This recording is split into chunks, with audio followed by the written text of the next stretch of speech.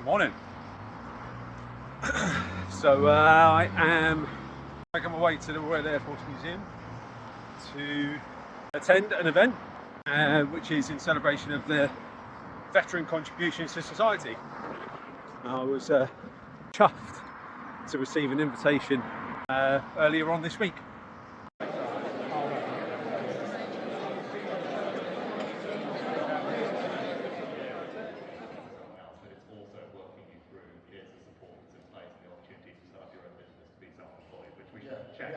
I hope it will do that, but if it doesn't, we so you got Blue Encouragement as a partnership which you work along with, right? And obviously their stuff goes through to generally about 2 years afterwards, and that's when the prosper stuff kicks in, right? And we're talking about collecting that group of veterans who perhaps have been out of work for a long time, who left the military some time ago, and making sure that their needs are met to get them into the workforce. I've been posted 10 times in 10 different places for the last 10 years. There's nothing I can do about that. So we fixed that, and I know that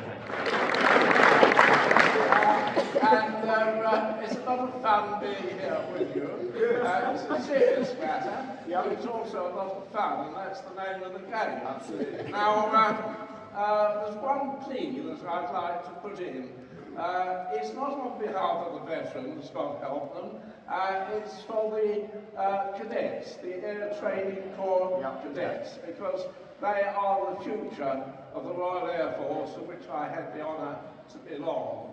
And I do hope that, I'm not sure in your role as Minister for Veterans you would be going down to see them, but I would put in a word of hope that the government will show every possible support for the Air Training Corps of the Royal Air Force. Could I have you a short statement again?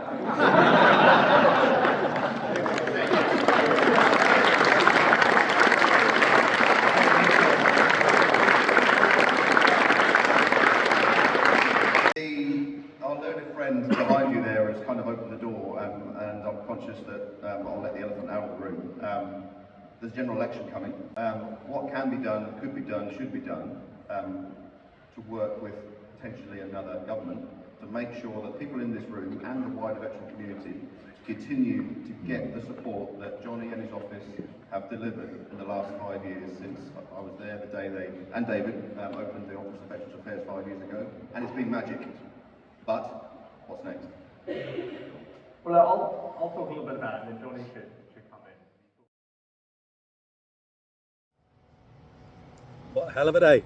So earlier on in the week I received an invitation to head down to the Royal Air Force Museum, and on the invitation it said words to the effect of veterans in society veterans contribution to society.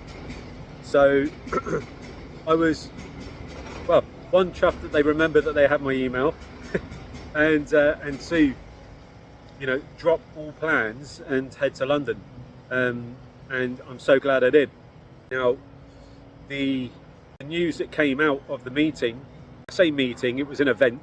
I wasn't invited to sit in a meeting. I was in the audience, but the chair of the meeting was none other than Mr. Johnny Mercer, the Veterans Affairs Minister, and his boss, Rishi Sunak.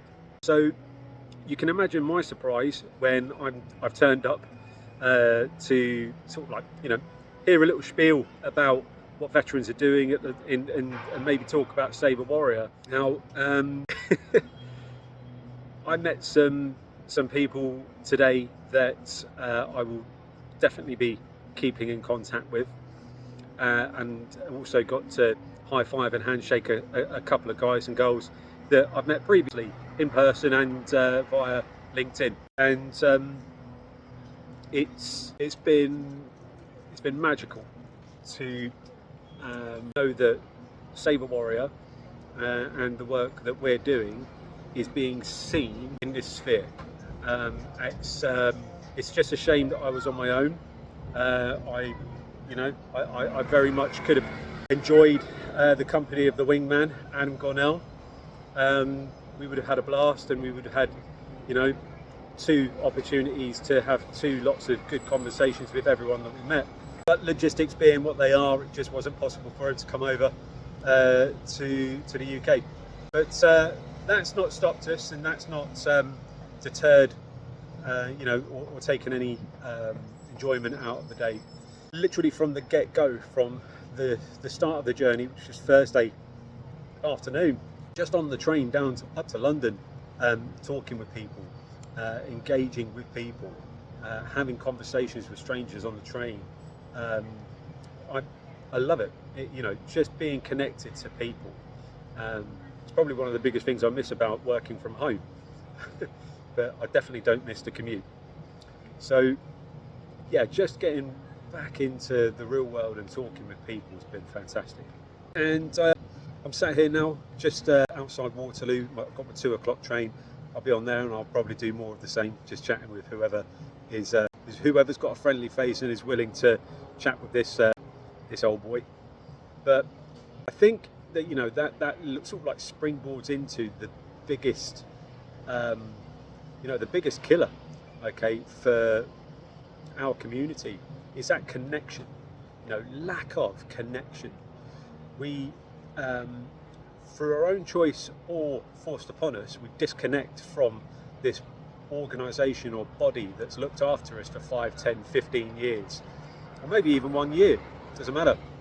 We get disconnected from that service, and we then end up in this limbo state where we're kind of in our head. We still hold on to those stories, those memories that are very relevant for us, but they're not relevant to the person that we're telling outside on Civvy Street, who wasn't there and doesn't even understand what the RAF Reg is, or cat badge.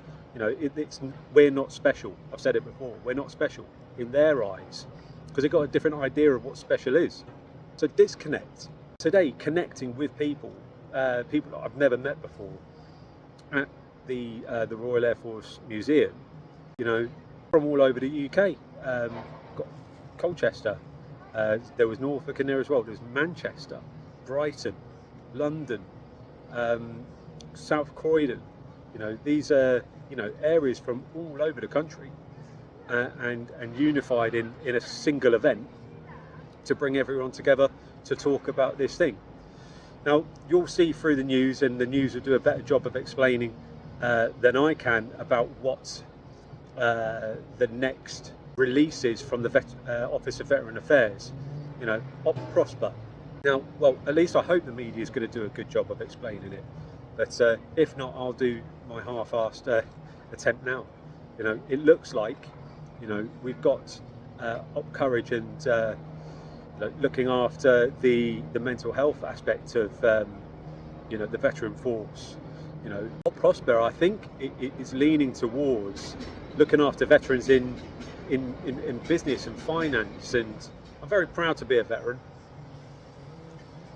I'm very proud to be a veteran. I'm wearing my badge here with pride, walking around London. People can't see it, people don't know, but I'm proud to be a veteran, and I'm proud of the work that Adam and I are doing with Sabre Warrior.